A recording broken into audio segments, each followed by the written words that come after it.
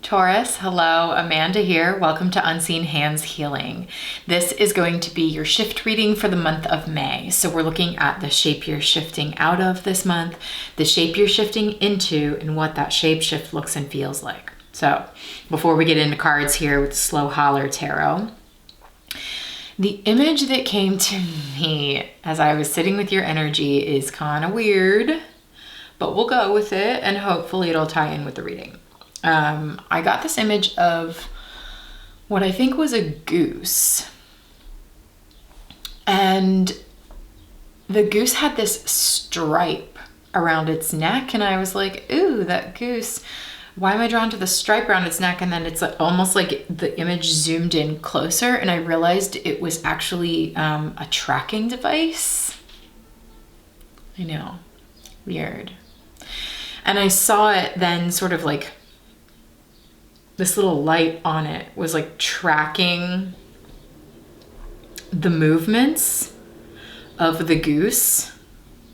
So there's something about tracking the movements of something or someone, or maybe you are feeling like your movements are being tracked. Or, you know, in the light of COVID, obviously, I think we are all sort of tracking our movements, being like, okay, what did I touch? Where did I, you know, if I'm going to the grocery store, how can I keep myself safe? Or, you know, that also sort of speaks to me a little of the image of like having an ankle bracelet, which could be hearkening to this idea of feeling a bit bound to a certain radius. Could be. Could also be significant that the device was around the bird's neck.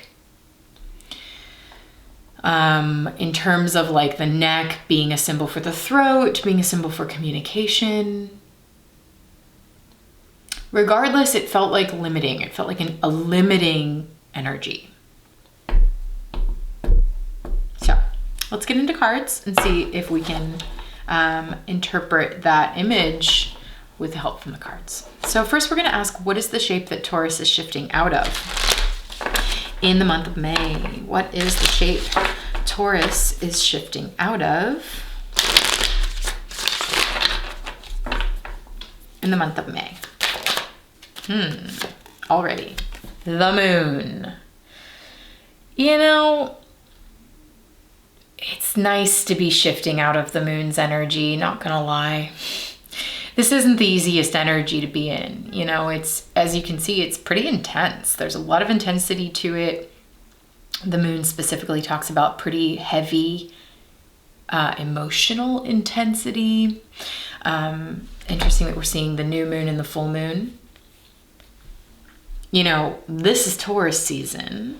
Happy birthday, friends. And this reading is coming off of the heels of the Taurus new moon, which starts a new cycle for us, a new moon cycle for us. So we're kind of seeing that moon cycle here with the new moon, the full moon. Quite interesting.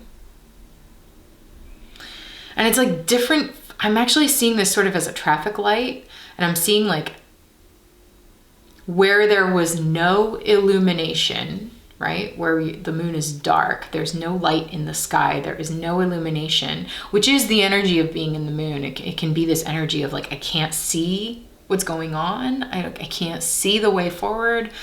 There's a lot of things I feel, but I don't really know what's reality and what's my anxieties running away with me, you know, that kind of unknown, unable to see energy, to suddenly the light coming on. You know, the switch is flicked. Very interesting. Okay. Now we're going to ask, what is the shape that Taurus is shifting into in the month of May, their birthday season? What is the shape Taurus is shifting into this month? Okay. We like to see that for Taurus.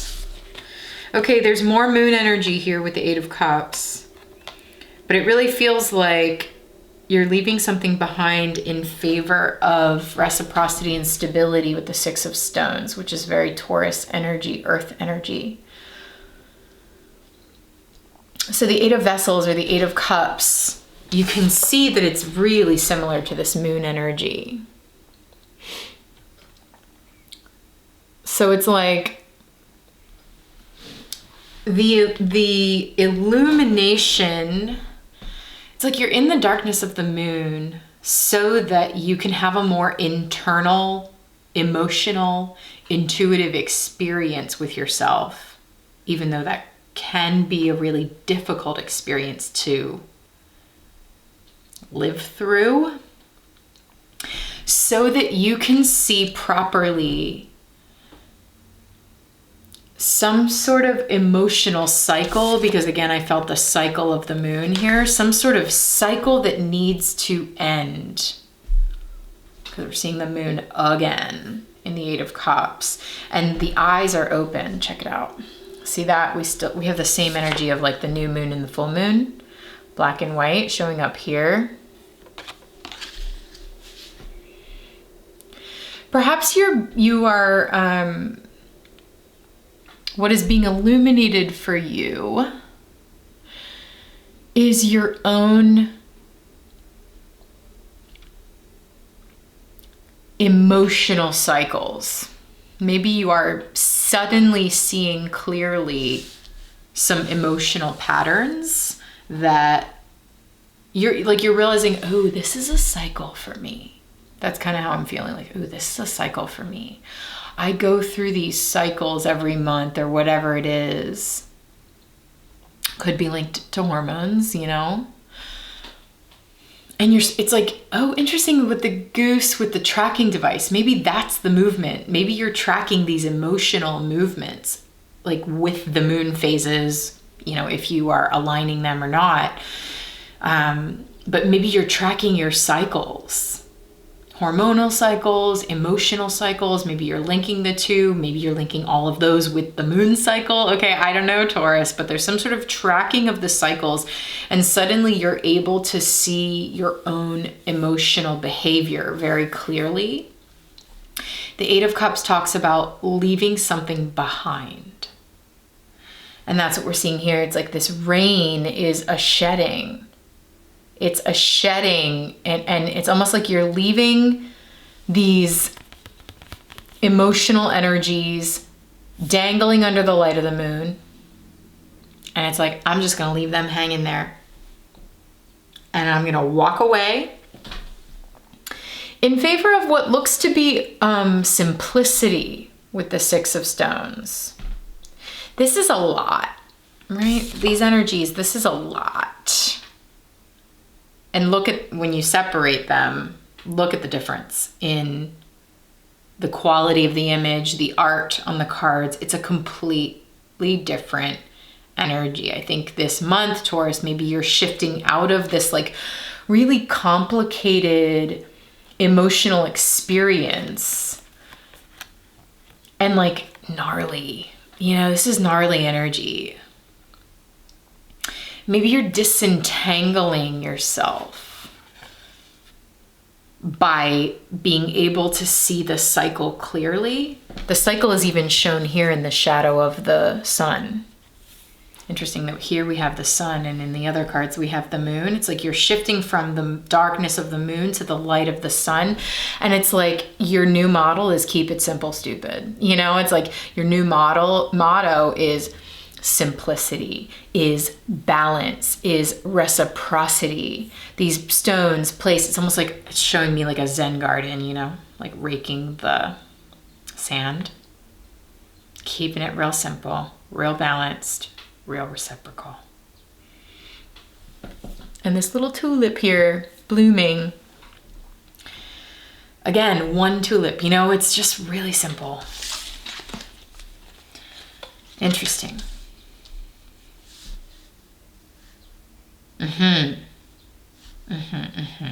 Let's look at what that shape shift looks and feels like for you. So what does this shift look and feel like for Taurus in the month of May?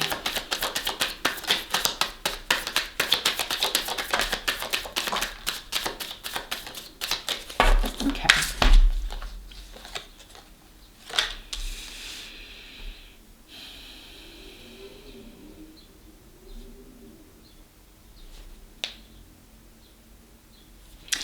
I'm being told to keep this out as part of, so it's more like you're shifting from the moon into the Six of Stones. This is your shape shift, and then the your experience of that shape shift looks like this. Five of Swords, Seven of Wands, Eight of Cups. And here's how I'm seeing this story. It's like this, if this is the eye-opening realization of your own emotional cycles, and it's the choice point, the moment where you decide to walk away from that, to just leave that hanging there in favor of keeping it simple, then this is the process of realizing, like, what this is, the experiences you go through this month that help illuminate for you what is really going on in you, cyclically inside of you, and how that affects your external behavior. Look at this Five of Swords. We have this vulture, which is death energy meaning transformation, meaning something needs to end for new life to begin. And that's what we're seeing. It's almost like you're looking at this, see the cycle? Again with the cycles, Taurus. What is the cycle? Nose to tail, nose to tail. See that? It's like you're looking at the cycles of metaphorical death and rebirth in your own mental, emotional experience. And that is helping you to see clearly, oh, okay, I don't have to keep thinking this way. I don't have to keep putting this thing to bed and then resurrecting it again, and then putting it to bed and then resurrecting it again. I can leave it in the ground, because that's what I felt with this. Let it just be there. Let it just be there and walk away from it. Leave it in the ground and walk away, rather than continuing to sort of unearth it and pick at it. That's the energy that I'm getting from the Five of Swords. Because right in the center, the Seven of Wands is speaking to me. Part of what it's illuminating for you is your own rigidity. This card in particular, the art on this card, speaks to rigidity. We've got bones, you know, wood, sticks, and again with the cycles of experience here with the rings inside of the tree trunk. You're able to see that clearly through, notice how we're looking at the tree trunk through these like what looks like prison bars, which is interesting because I felt the ankle bracelet or like this homing device or this tracking device. It's like maybe you're finding yourself in these emotional cycles, mental emotional cycles that are keeping you stuck and keeping you kind of rigid in your ways. And you're like, how do I get out of this? You know, like how do I get out of this state of being? It's really gnarly and it's not a fun experience and I don't know how to bust out of it.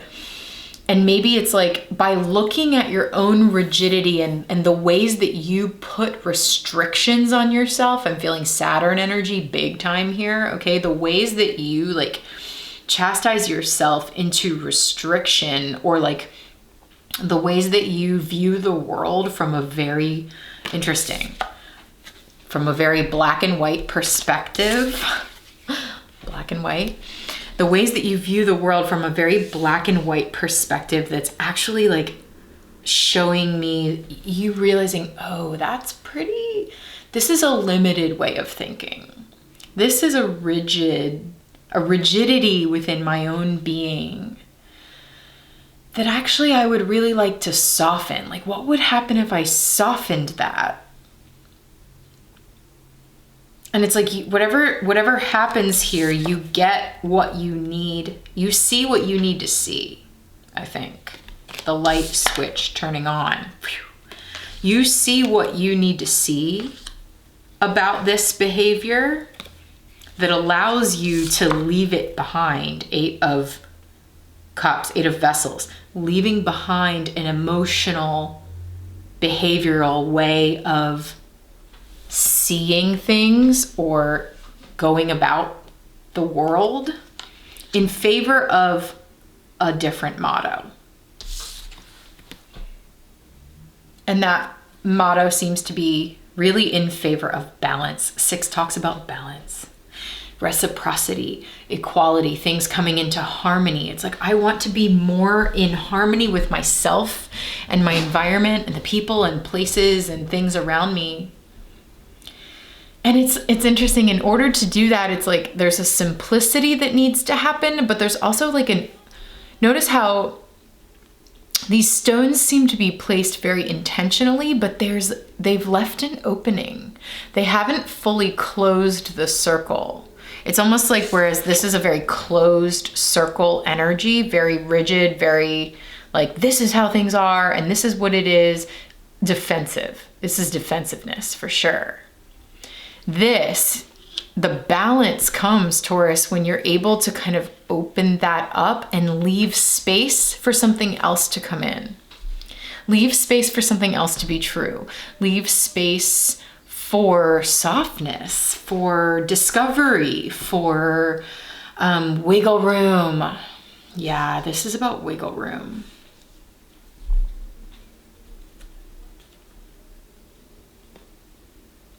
Remember the goose that I saw in the beginning, this like elegant creature who should be able to fly very free, having this like tracking device, and I saw like the goose's movements being tracked, and I only saw it swimming kind of in like a circular pond, not really flying.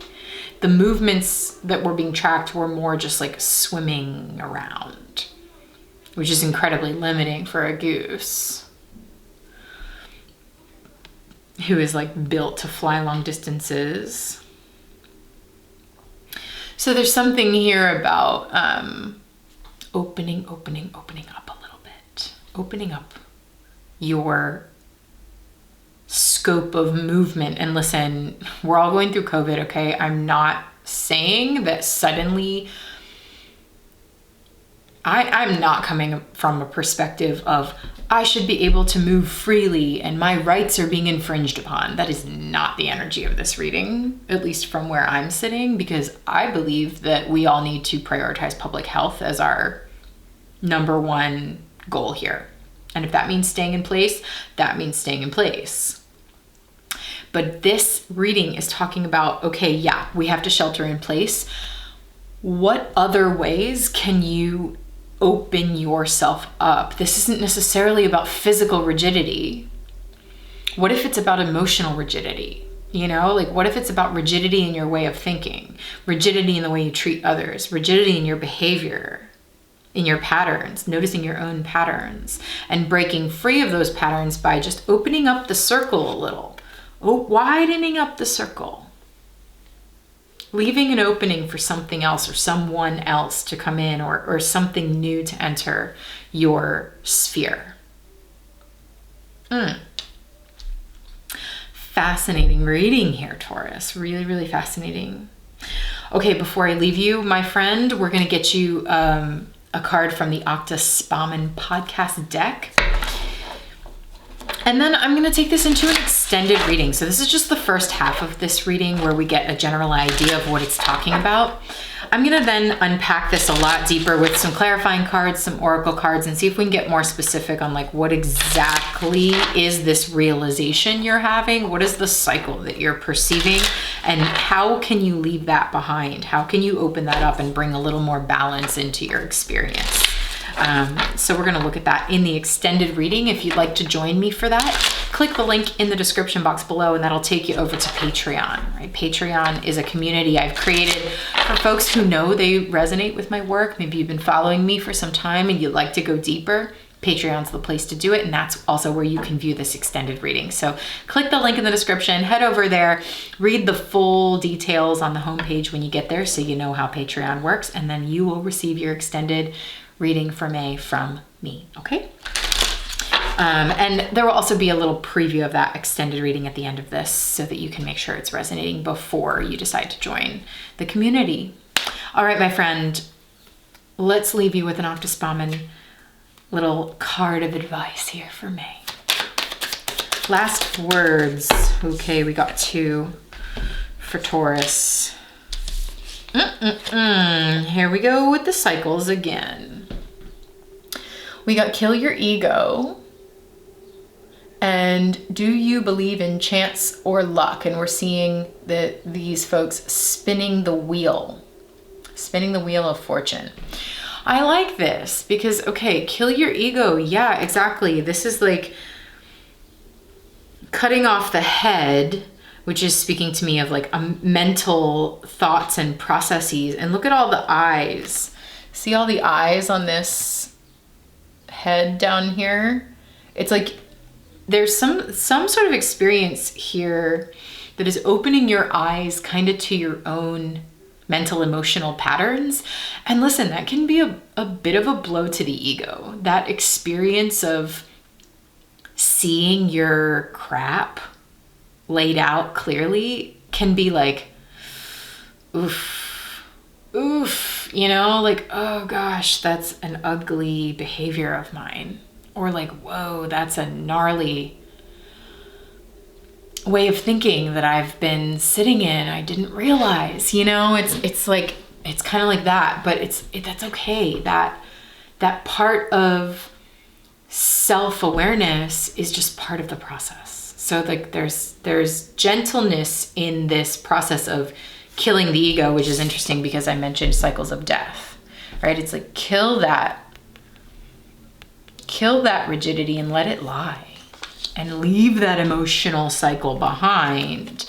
And then speaking of cycles, right? Spin the wheel. Are you open to chance? Are you open to something new? Can you open up the circle to allow something new to come in? Ooh, Taurus. Really, really interesting. Okay, so my friend, if you'd like to join me for the extended, I'll see you over on Patreon. But regardless, thank you so much for joining me here. Happy birthday, my Tauran humans. Oh, and if you would like a birthday reading, I offer Wheel of the Year readings that look at your next 12-month cycle, a card for each month of the next 12 months for you. So that is an offering that I have for you birthday folks. If you're into it, find me at unseenhandshealing.com where you can read all about that offering and get in touch. All right, my friends, take care, and I'll talk to you soon.